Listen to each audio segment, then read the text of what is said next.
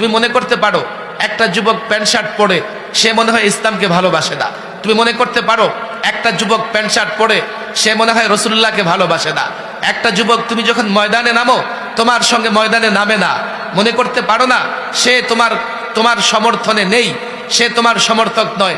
আসলে আমাদের দেশের সাধারণ মানুষ নানা কাজে ব্যস্ত থাকে, চাকরিতে, ব্যবসায়, অফিস, আদালতে, তবে তারা আলেমদের সমর্থক।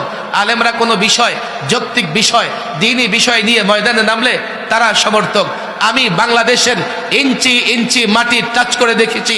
প্রতিদিন দেশের এ প্রান্ত থেকে ও প্রান্ত পর্যন্ত সফর করি, যুবকদের সামনে কথা বলি, বৃদ্ধদের সামনে কথা বলি, মুসল্লিদের সামনে কথা বলি, তাদের হাত টাচ করে দেখেছি। প্রত্যেকে ইসলামকে ভালোবাসে, ইসলামকে মহব্বত করে। এটাই আমাদের শক্তি। যে মাটির প্রত্যেকটা যুবক ইসলামকে ভালোবাসে, যে বা যারা সেই মাটি থেকে ইসলামের